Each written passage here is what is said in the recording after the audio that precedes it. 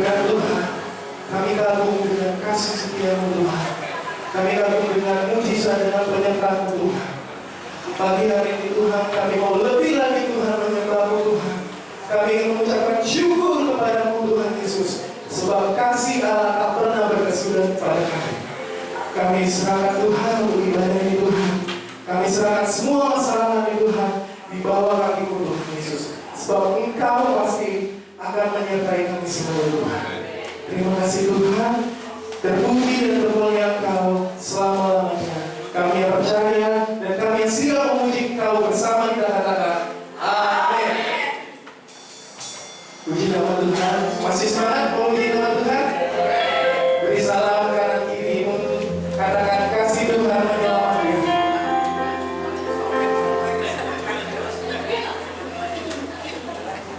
Kita percaya saudara bahwa kasih Allah tak pernah berkesudahan. Baik dulu tahun lalu sampai saat ini, kasih Tuhan akan kekal selama-lamanya. Haleluya. Mari semua tepuk tangan. Kita memuji Tuhan.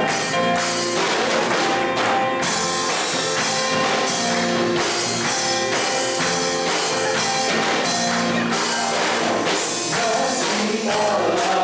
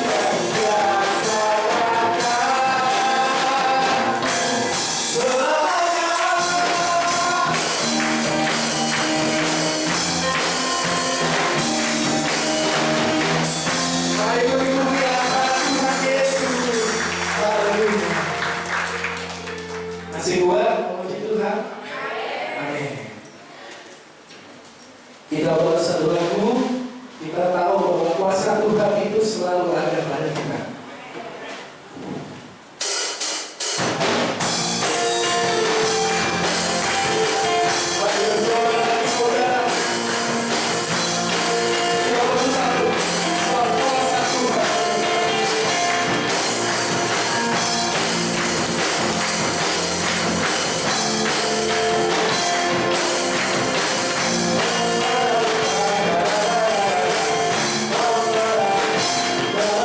Yeah.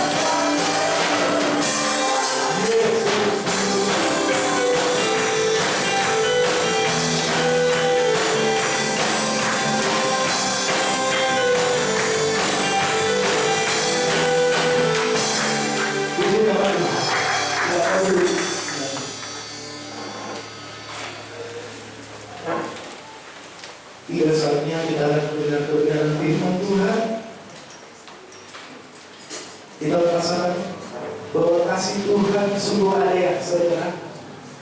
Kasih Yesus sungguh nyata. Kita mau selalu mencintai Yesus, sebab Tuhan itu tidak berubah saudara. Dari awal Dia turun ke bumi sampai saat ini, Tuhan Yesus tetap sama. Allah yang sama dahulu juga Allah yang sama sekarang pasti menyertai kita semua. Semua lagu ini akan mengajarkan kita untuk lebih lagi mencintai Tuhan Yesus. Mari siapkan hati kita semua. Kita rasakan kasih setia Tuhan.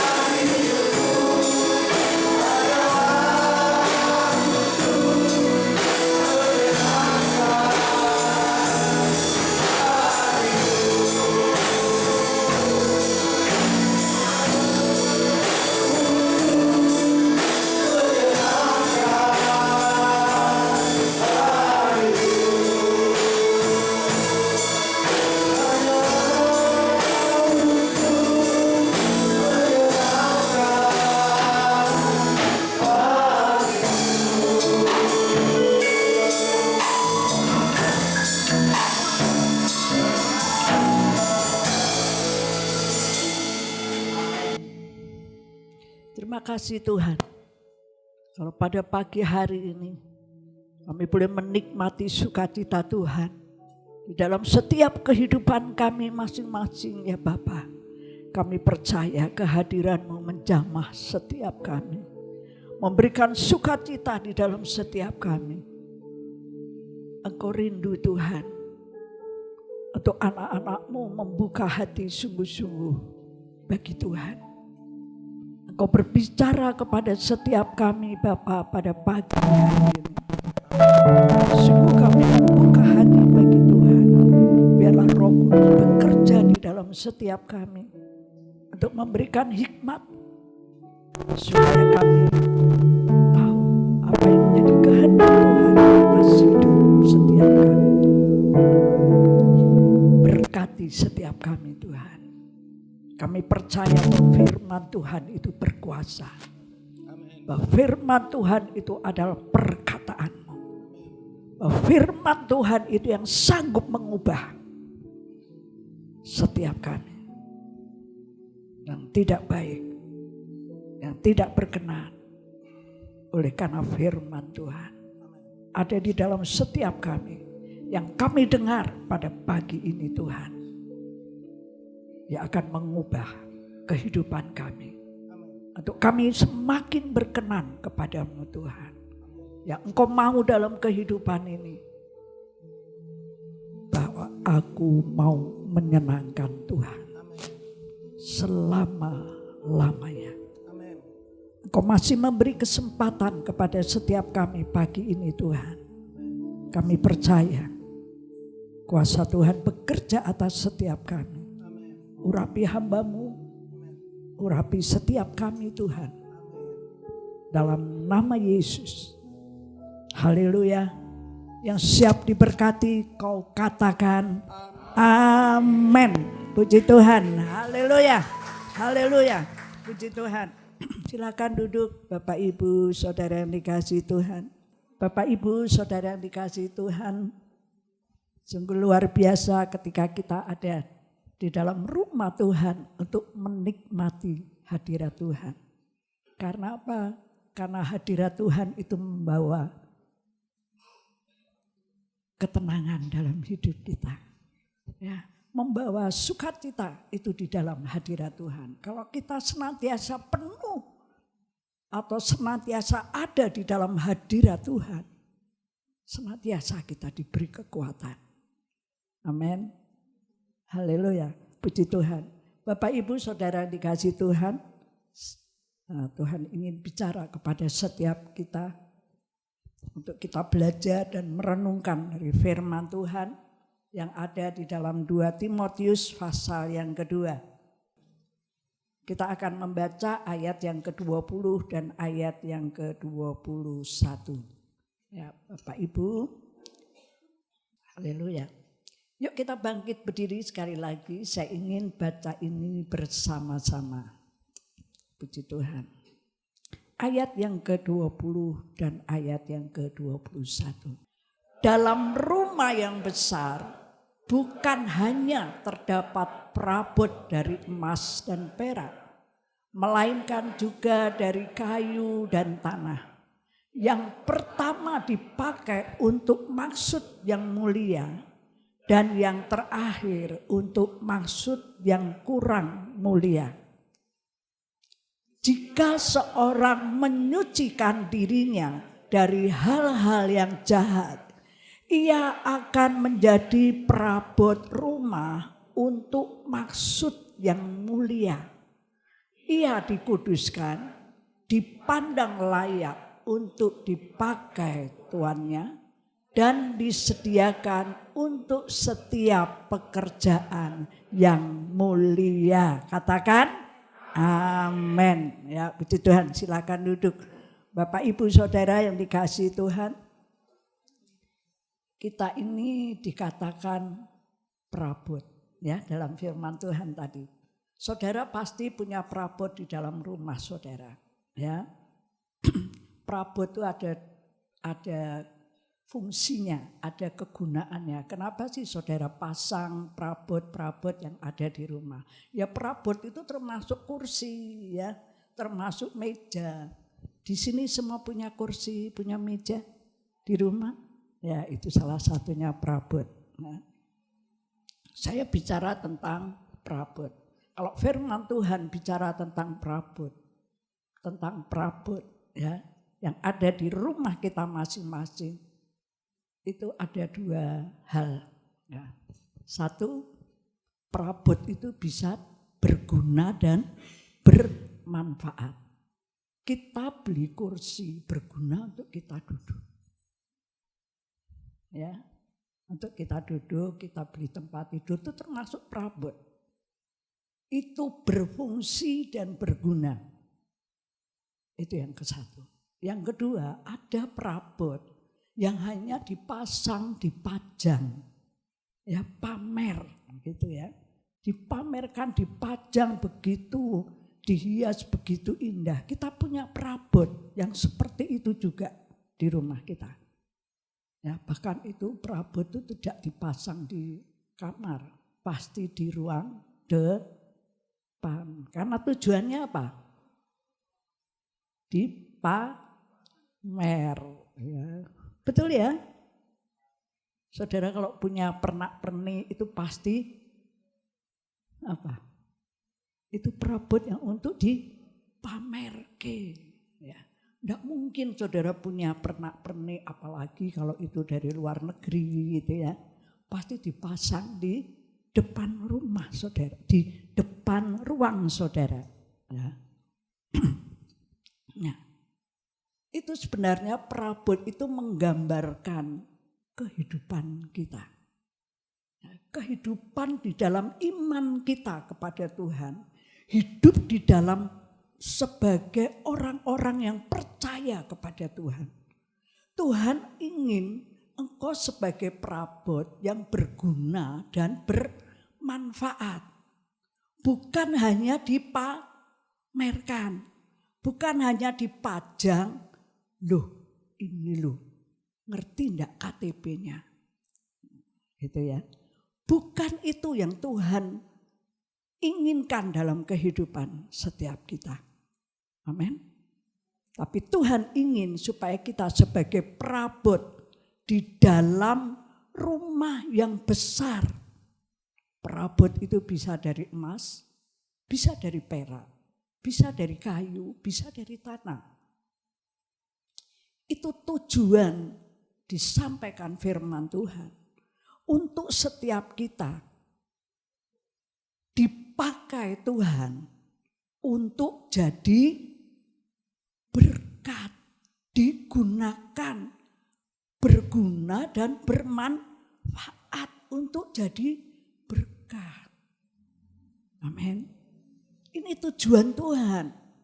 Ya, bahwa dikatakan dalam firman Tuhan, dalam rumah yang besar bukan hanya terdapat perabot dari emas, perak, ya, melainkan juga dari kayu, ada dari tanah. Yang pertama dipakai untuk maksud yang mulia. Nah, maksud yang mulia itu apa?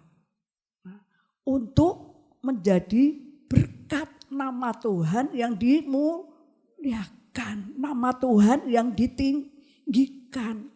Setiap kehadiran orang-orang percaya dimanapun saudara ada, jadi berkat.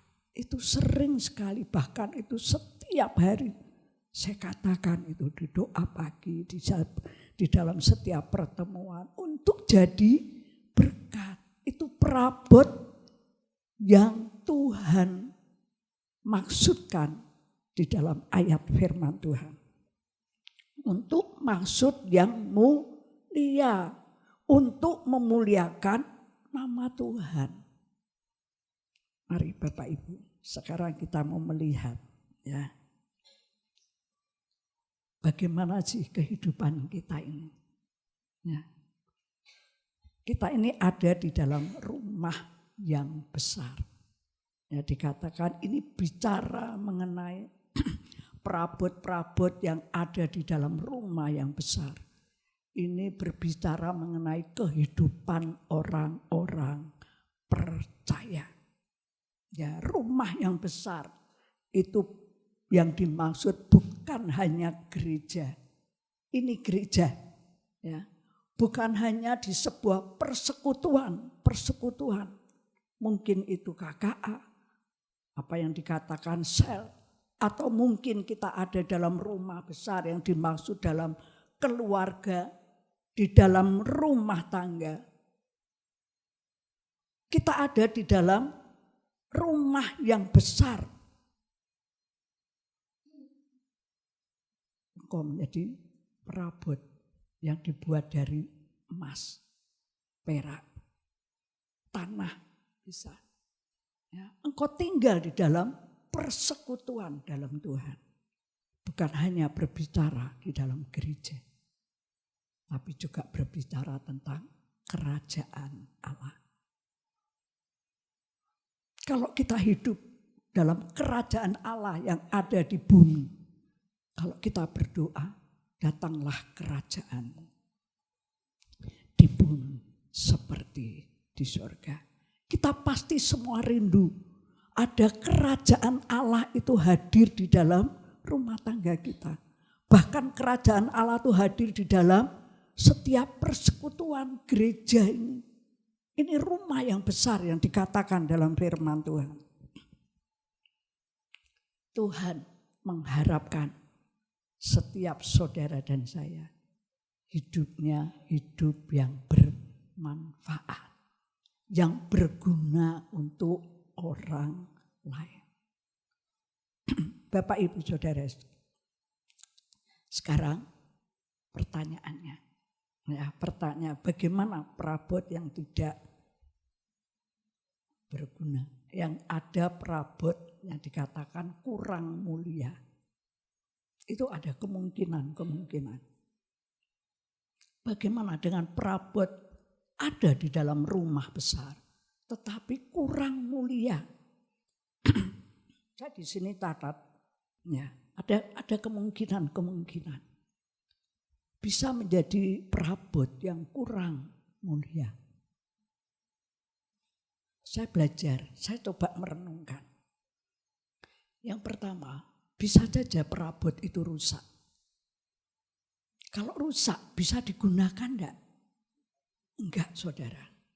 Saya punya perabot itu dari Thailand. Dulu saya beli sama Ibu Lani waktu di Thailand. Ya. Itu sebuah cangkir yang indah. Cangkir itu retak dan pecah. Makasih. Saya hanya simpan karena itu saya menghargai, itu dari Thailand. Karena ada cangkir-cangkir yang lain. Tapi perabot yang rusak itu tidak mungkin bisa dimanfaatkan. Betul enggak? Kalau punya perabot yang rusak bisa dimanfaatkan? Bisa berguna? Enggak. Ya, itu seringkali dalam kehidupan ini. Yang menghalangi Tuhan mau pakai saudara sebagai maksud yang mulia, mempermuliakan Tuhan. Kalau hidupmu rusak, hidupmu itu dibelenggu oleh dosa. Dosa itu yang membelenggu hidupmu. Rasanya kalau enggak gini, enggak marem. Ya dosa kok dirasa-rasake ya. Enggak jadi berkat. Itu yang membelenggu. Yang saya katakan bahwa itu perabot yang rusak. Tuhan bisa katakan dalam firman Tuhan. Ya, untuk maksud yang kurang mulia. Kemungkinan itu yang pertama saya katakan. Kemungkinan perabot itu rusak.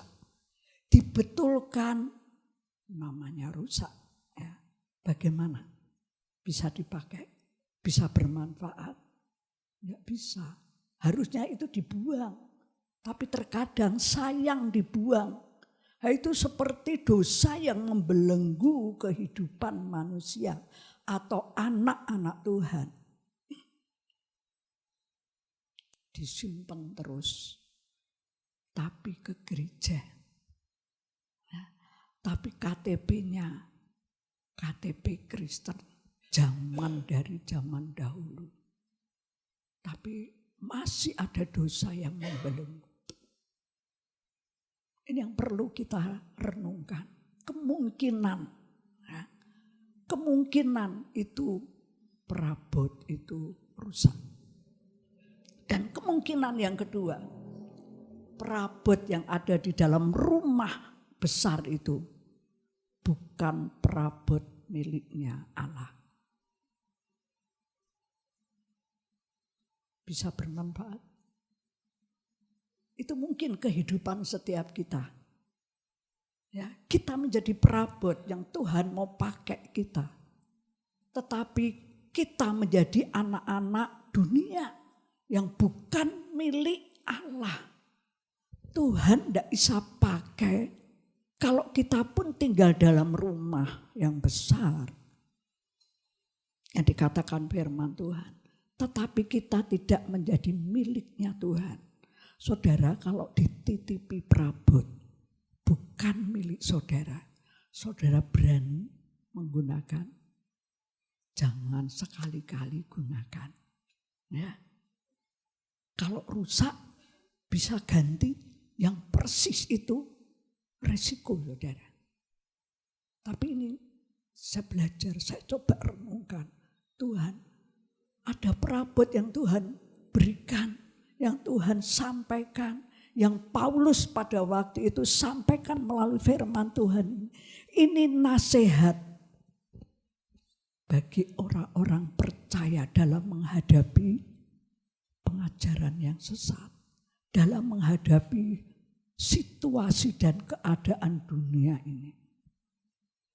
Kalau kita bukan milik Allah, Tuhan tidak bisa pakai saudara. Bisa juga kalau bukan miliknya Allah, miliknya siapa? Milik dunia. Orang yang milik dunia, maunya dunia. Cari kepopuleran, cari kedudukan, cari kekayaan. Saudara boleh cari kekayaan, cari kedudukan, boleh. Tapi seperti orang dunia. Yang dimaksud apa saudara? Saudara menjadi kaya, saudara menjadi punya kedudukan. Ya, kedudukan apapun, karyawan itu sebagai kedudukan. Kita kalau jadi seorang karyawan, pekerja, senang saudara. Apalagi kalau saudara jadi bos, senang kan? Tetapi yang kita renungkan pada pagi ini, kok ada ya yang kurang mulia, ya kurang dipakai oleh Tuhan, bahkan tidak bisa dipakai. Kemungkinan itu karena bukan milik Allah, tapi milik dunia. Milik dunia itu milik keinginan dunia. Nah, bisa kepinginnya disanjung. Kepinginnya dihormati. Kita memang satu dengan yang lain harus saling menghormati. Itu bagus, itu firman Tuhan. Tetapi kalau kita hanya ingin dihormati, hanya ingin dipuji-puji, Tuhan tidak bisa pakai. Nah, ini kemungkinan karena Tuhan mau pakai yang menjadi miliknya Tuhan, yaitu orang-orang percaya yang tinggal di dalam rumah Tuhan, yang Tuhan mau pakai untuk maksud yang mulia, untuk kemuliaan nama Tuhan. Kemungkinan juga yang lain, bukan milik Allah, tapi milik diri sendiri. Ini loh, ini aku. Kalau tidak ada aku, nah milik sendiri. Tuhan tidak bisa pakai perabot yang mulia kalau perabot itu milik sendiri. Yang dimaksud perabot adalah kehidupan setiap kita. Kalau kita merasa hidup kita ini milik kita sendiri, Tuhan tidak mau pakai. Tuhan tidak bisa pakai. Mari Bapak Ibu Saudara, kita mau merenungkan ini. Kita pasti rindu untuk dipakai oleh Tuhan. Menjadi satu perabot yang bermanfaat, yang berguna. Haleluya. Nah, mari kita akan merenungkan yang kedua. Ada hal yang kedua. Apa sih yang dimaksud oleh Tuhan dalam firman ini? Terdapat perabot dari emas, dari perak, melainkan juga dari kayu, tanah. Ya, Tuhan mau pakai saudara, bukan hanya orang yang biasa-biasa saja. Tapi Tuhan mau pakai saudara, untuk saudara dibawa naik level. Ya, digunakan. Itu ada yang dari emas, dari perak. Saudara senang yang emas, yang perak, atau yang tanah? Pasti emas. Mungkin kalau saya tanya yang lain, pasti kepingin apa? Emas ya. Emas itu misalnya ini, ya, misalnya kebuang di sampah. Jadi apa? Tetap jadi emas. Ya, dikorek-korek tetap jadi emas. Dibuang, dibakar tetap jadi emas. Itu artinya apa? Tuhan mau pakai saudara itu bukan jadi yang biasa-biasa. Ya, lain ya, kalau dari kayu gimana? Patah aja angel ditembel. Ya. Kalau kebuang sampah jadi apa? Ya kayu ya, tetap kayu. Nah kalau dibakar jadi abu. Bisa dipilih saudara. Bisa dipakai saudara. Ya, makanya saya tanya ya. Saudara udah pinter, saudara udah ngerti. Nah, itu mari kita renungkan dalam diri kita. Ya, kita pasti pengen emas. Saya tuh ditempatkan di tengah-tengah orang-orang yang tidak percaya. Tuhan katakan, engkau ada di tengah-tengah orang yang tidak percaya. Tetapi engkau tetap timbul seperti emas. Ketika Ayub mengalami penderitaan yang luar biasa. Tetapi Ayub orang yang saleh, yang percaya kepada Tuhan. Di tengah-tengah sahabat-sahabatnya, mungkin orang-orang di sekitar, wah itu mungkin kamu tuh dosanya gede, ya makanya kamu ngalami yang seperti ini. Tetapi Ayub tetap dimunculkan seperti emas. Firman Tuhan katakan demikian. Kenapa? Tetap kuat di dalam Tuhan. Tuhan mau pakai orang-orang yang seperti ini. Ya, enggak yang biasa-biasa saja, yang enggak dari tanah. Ya. Tapi Tuhan mau pakai lebih lagi. Artinya naik level. Ya, saya boleh menikmati saudara-saudara semuanya. Ya, dari dulu kita ada di GSJA. Ya, paling tua itu saya ingat itu Tante Samka. Ya, itu orang tua dari Ibu Isya. Dulu biasa dia bukan pelayan Tuhan yang di mimbar. Dia tidak terima tamu gitu ya. Tetapi Tuhan pakai hidupnya. Giring anak-anaknya. Kalau tidak salah dulu 5 Bapak. Digiring dari kecil. Digiring. Itu loh Tuhan mau pakai orang. Yang sederhana tetapi dia tetap emas. Itu perabot yang mulia. Tuhan mau pakai untuk mempermuliakan nama Tuhan. Ya, saya boleh menikmati. Saya ada di tengah-tengah saudara. Pada waktu itu saya masih remaja, ya, masih belum pacaran, belum punya pacar. Sampai saya menikah, saya masih berkumpul dengan saudara. Bukan hanya jemaat biasa saja, hanya datang duduk, saudara sudah bisa terima tamu.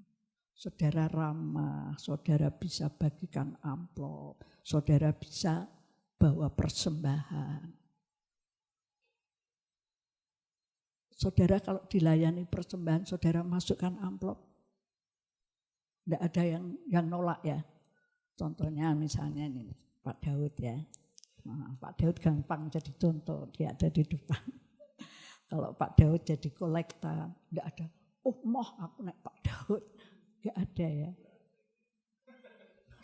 Ya itu sesuatu yang sudah berubah. Saudara dipakai oleh Tuhan. Amin. Sepertinya biasa. Tapi Tuhan mau pakai saudara. Karena hidup ada di dalam rumah besar. Perabot yang akan digunakan untuk bermanfaat. Jadi pembina-pembina anak-anak. Sekolah minggu. Oh luar biasa saudara. Sebagai pembina kaum muda sulit. Tetapi itu luar biasa. Sebagai pembina apa ya di sini? Kaum wanita, kaum pria, lansia. Sulit enggak? Sulit. Nyatu ke lansia aja sulit. Ya. Nyatu ke anak-anak muda, anak-anak sekolah minggu sulit. Tetapi Tuhan mau pakai orang-orang yang siap untuk dipakai menjadi perabot yang mulia untuk mempermuliakan nama Tuhan. Saudara di sini dibawa oleh Tuhan, semua dibawa oleh Tuhan untuk naik level. Yang dimaksud tadi, ya kayu, ada tanah, tapi Tuhan mau. Kenapa disebutkan di situ? Ada jenis-jenis yang saudara juga hadapi setiap hari. Itu sebagai perabot. Pasti saya katakan, saudara pasti mau yang seperti emas. Perabot emas. Bahkan itu disimpan di peti rahasia.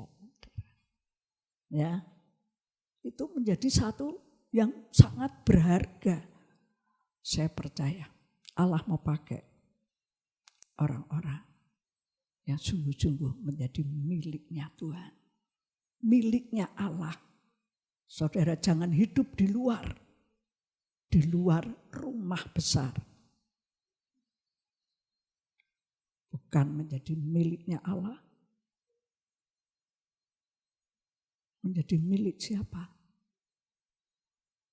Milik dunia atau milik diri sendiri? Dan bisa juga perabot yang di luar rumah besar itu perabot yang rusak, yang tidak bisa dibetulkan lagi. Tuhan masih memberikan kesempatan bagi setiap kita. Saya percaya bahwa Tuhan itu mengasihi setiap orang. Tetapi Tuhan juga punya tujuan yang disampaikan melalui firman Tuhan. Bapak Ibu, sekarang kita mau melihat siapa diri kita. Ada syarat supaya saudara dipakai oleh Tuhan. Saudara hanya tidak kepingin jadi emas. Tetapi ada syarat. Ayat yang ke-21 dikatakan bahwa jika seorang menyucikan diri dari hal-hal yang jahat. Menyucikan syaratnya itu. Menyucikan diri dari hal-hal yang jahat. Menyucikan itu artinya memurnikan. Ya, artinya menghadirkan saudara menjadi orang-orang yang menghindari, yang menjauhi segala yang jahat. bahkan buang segala niatan jahat, pikiran jahat, hati jahat, perkataan jahat. Nah, syaratnya itu firman Tuhan katakan, jika seorang menyucikan dirinya dari hal-hal yang jahat, ia akan dipakai menjadi apa? Perabot rumah untuk maksud yang mulia. Ia dikuduskan, dipandang layak untuk dipakai tuannya. Dan disediakan untuk setiap pekerjaan yang mulia. Amin. Nah, katakan amin. Jauhi segala yang jahat. Buang yang jahat. Buang yang tidak berkenan kepada Tuhan. Buang. Itu satu hal. Kehidupan saudara akan dipakai oleh Tuhan. Di dalam rumah tangga. Engkau sebagai orang tua. Sebagai oma atau opa. Engkau sebagai anak dalam rumah tangga. Engkau akan dipakai oleh Tuhan. Kalau Tuhan mau pakai saudara, Tuhan itu pasti berkati saudara dulu. Pasti. Kalau Tuhan katakan engkau jadi berkat, seperti berkat Abraham. Aku akan menjadikan engkau bangsa yang besar. Dan aku akan memberkati engkau jadi berkat. Orang kalau mau jadi berkat pasti ngalami berkat Tuhan. Pasti ngalami mujizat Tuhan. Pegang itu firman Tuhan. Ya, saya percaya saudara dipakai oleh Tuhan. Tuhan tidak mau berkati saudara biasa-biasa. Tuhan tidak mau pakai saudara sebagai yang biasa-biasa saja. Tetapi Tuhan mau pakai saudara juga untuk naik level. Akan dipakai oleh Tuhan. Naik level itu enggak mudah saudara. Naik level itu perlu yang namanya apa? Proses. Proses itu pasti enggak enak ya. Kalau jadi emas itu lewat proses dibakar. Nah, prosesnya ini loh. Yang sering orang enggak mau lewat proses. Engkau akan jadi orang-orang yang biasa. Ya wis melu sono, melu sini, melu sana, melu sini. Ya. Sana, ikut sana. Enggak punya pendirian, enggak punya iman yang teguh. Saudara hanya hidup diombang-ambingkan. Enggak ada gunanya, enggak ada manfaatnya. Saya percaya pada pagi hari ini, ya saudara mau melewati setiap proses. Supaya apa? Dimurnikan, disucikan. Menyucikan diri itu mesti lewat proses. Saudara enggak bisa mendengar firman, yuk keluar langsung saudara suci. Ya, saudara akan ingat, oh paling mudah kalau kita suka marah. Nah, dibuat orang yang alim-alim, enggak saudara. Kalau Tuhan mau uji saudara, engkau dipertemukan orang-orang yang membuat kamu marah. Betul enggak? Saudara sedang diuji. Jadi pemarah enggak? Jadi orang yang suka marah enggak? Ya, saya turun level sedikit ya. Bukan pemarah, orang yang suka marah.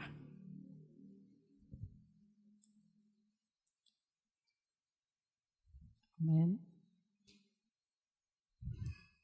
Jangan suka marah ya. Jangan. Ya, setiap apapun kalau engkau mau diproses, engkau dipakai oleh Tuhan. Kalau mau ngalami proses, engkau pasti kok ngalami. Pasti ngalami. Kalau engkau mau berkata Tuhan, bentuk saya. Menghadapi orang-orang yang mungkin orang-orang yang tidak mau taat. Ya wis lah, kandhanane angel ya wis Misalnya seperti itu. Saudara tidak bisa biarkan hal-hal yang hanya sepertinya kecil. Biarkan, oh enggak. Saudara diminta untuk apa? Untuk berdoa bagi mereka. Bahkan saudara mau belajar, saudara pernah enggak berdoa? Waktu masuk tahun 2025 ini, saudara doanya apa?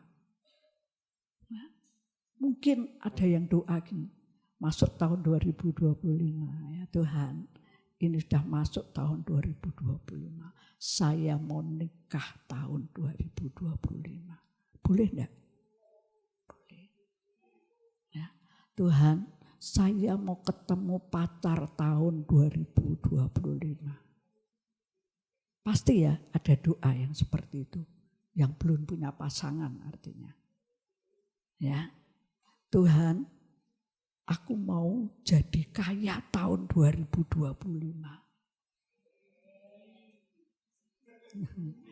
Tuhan, aku mau jadi berhasil tahun 2025. Siapa yang berdoa demikian? Pasti semua. Ya. Ada enggak doa saudara bilang ini, Tuhan, tahun 2025 aku mau menjadi orang yang lebih baik. Aku mau menjadi orang yang lebih mudah untuk mengampuni. Ada enggak? Pasti. Ya, saudara sebagai anak-anak Tuhan, saudara sebagai pelayan-pelayan Tuhan, ada enggak saudara berdoa gini, Tuhan, ini tahun 2025. Aku akan menjadi seorang pelayan Tuhan yang semakin hidupnya berkenan kepada Tuhan. Di pelayan-pelayan Tuhan yang sungguh-sungguh mau lebih setia. Saya mau melayani Tuhan dengan sungguh-sungguh hati untuk memberikan hidup saya untuk melayani Tuhan. Ada enggak doa-doa? Pasti ada. Ya, bagi setiap kita yang mau sungguh-sungguh di dalam Tuhan. Nah, saudara aja dipertemukan loh saudara. Wah, aras-arasan. Kalau sekarang, wah pas hujan. Pas hujan praisik. Gitu ya. Oh, alasan itu banyak sekali. Tetapi yang saya maksud di sini, saudara bukan menjadi orang yang malas, yang mudah sekali membuat alasan, tetapi saudara akan lebih sungguh-sungguh, ya, lebih sungguh-sungguh dalam segala sesuatu di dalam rumah tanggamu. Tuhan, aku mau anak-anakku berhasil, tetapi satu hal yang saya inginkan, anak-anak saya tetap percaya dan beriman kepada Tuhan. Ya, dimanapun ditempatkan tetap mencari Tuhan. Saya percaya Tuhan itu pelihara, Tuhan itu berkati. Saya kalau pesan ini mumpung ada Oki di sini, ya, saya bilang Oki, kalau kamu jauh dari mami papi, yang satu papi pesan cari Tuhan. Saya sering ngobrol, dia juga masuk jadi ketua apa itu KKA, kalau di sini KKA, ya. Saya bahagia, bukan yang diminta. Oh, sudah kaya, oh enggak. Oh, cari Tuhan. Ya, Bi. Oki pun masuk di konser-konser. Gerejanya di Hillsong. Masuk di konser, kegiatan di konser. Saya percaya itu yang menjadi utama dalam kehidupan ini. Cari Tuhan. Ya, saudara kalau pesen sama anak-anak saudara, Pak saya mau kerja di luar kota, ya dadi wong sing sugih banget. Ya, nyenengke ibu, nyenengke orang tua, boleh enggak? Boleh, tapi jangan lupa cari Tuhan. Ya, itu yang akan membawa keberhasilan dan kesuksesan dan kemenangan. Saya percaya, saudara, mau dipakai oleh Tuhan. Tuhan punya tujuan untuk saudara. Dipakai untuk menjadi perabot yang mulia. Yang artinya untuk mempermuliakan nama Tuhan. Ya, dan satu hal saya ingin sampaikan. Mulai ayat yang ke-23 sampai ayat yang ke-26 itu luar biasa. Hindari soal-soal, ayat 23 ya. Hindari soal-soal yang dicari-cari, hindari. Artinya jangan kamu masuk di situ, tapi hindari, buang, sisihkan. Kamu harus keluar dari jalur itu ya. Jalurnya apa? Hindari soal-soal yang dicari-cari yang bodoh dan tidak layak, hindari ya. Engkau tahu bahwa soal-soal itu menimbulkan pertengkaran. Orang yang suka cari-cari masalah maksudnya gitu ya. Nah, ayat 24. Sedangkan seorang hamba Tuhan tidak boleh bertengkar. Saya harus jaga supaya saya tidak bertengkar. Saya lebih banyak diam untuk berdoa, belajar mengampuni. Saudara ini hamba-hamba Tuhan. Amin. Bukan hanya anak-anak Tuhan. Saudara sebagai ketua-ketua KKA. Saudara juga sampaikan firman. Ketika saudara menasihati, nak, cari Tuhan. Saudara kok bisa bilang cari Tuhan? Itu dari mana kata-kata itu? Dari firman Tuhan. Itu hamba-hamba Tuhan. Ayo kita sekarang berdoa. Ayo berdoanya seperti ini loh. Seperti Tuhan mengajar murid-muridnya. Yang pertama kali yang Tuhan ajarkan doa Bapa kami. Apa kata-kata pertama? Bapa kami yang di surga, dipermuliakanlah namamu. Itu artinya apa? Sumber segala sesuatu itu hanya datang dari Bapa. Saudara kalau minta misalnya, minta uang sangu.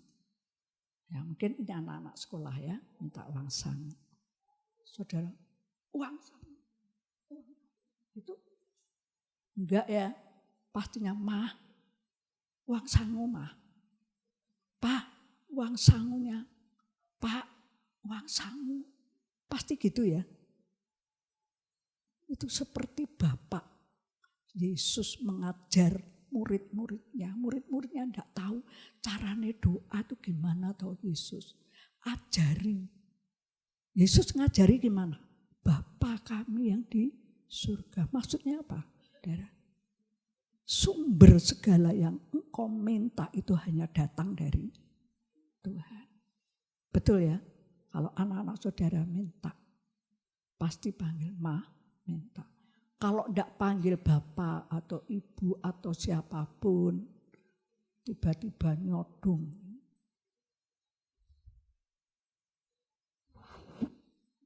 Siapa yang mau kasih uang? Siapa yang mau kasih sang? Pasti anak-anak kita, mah. Kesulitan, sukacita pun, mah aku berhasil. Aku nilainya 100, mah. Aku nilainya 99. Cuma kurang 1 loh, mah. Dapat 100. Itu aja bicara loh. Bahkan ada anak-anak yang bicara, mah aku ranking 1 dari belakang. Tapi aku naik kelas. Tepuk tangan enggak saudara? Tepuk tangan. Karena engkau berhasil. Ya. Karena engkau berhasil. Saya percaya Tuhan mau pakai saudara. Ya jauhi. Dikatakan ayat yang ke-24. Ya. Sedangkan seorang hamba Tuhan tidak boleh bertengkar. Jangan suka bertengkar. Ya. Tetapi harus ramah terhadap semua orang. Ia harus cakap, mengajar, dan sabar. Lalu ayat yang ke-25. Ya, dan dengan lemah lembut dapat menuntun orang yang suka melawan.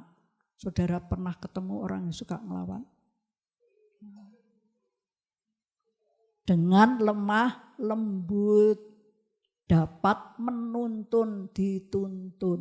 Nah, dituntut orang yang suka melawan. Sebab mungkin Tuhan memberikan kesempatan kepada mereka untuk bertobat dan memimpin mereka sehingga mereka mengenal kebenaran. Ayat yang ke-26, ayat yang terakhir. Dan dengan demikian mereka menjadi sadar kembali. Ya, karena terlepas dari jerat iblis yang telah mengikat mereka pada kehendaknya. Amin. Saudara, yuk mari pelayan mimbar maju ke depan. Kita akan naikkan pujian. Ku mau sepertimu Yesus. Disempurnakan selalu. Bagaikan bejana.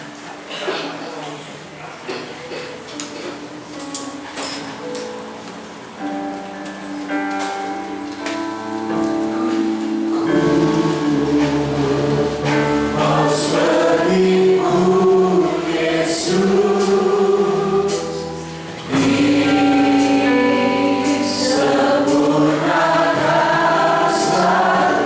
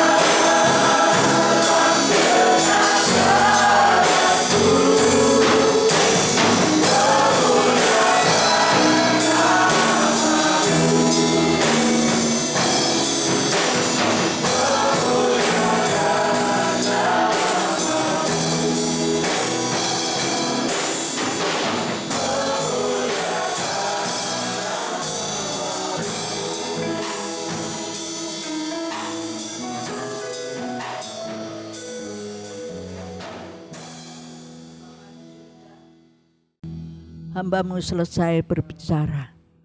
Tapi biarlah Tuhan berkat-Mu tercurah bagi setiap kami yang ada pada pagi hari ini Tuhan. Engkau memberkati dengan berkelimpahan turun atas hidup mereka. Tuhan akan pakai setiap kami Tuhan untuk menjadi perabot yang mulia, dipakai oleh Tuhan untuk mempermuliakan nama Tuhan. Tuhan, Engkau berkati setiap kami untuk jadi berkat.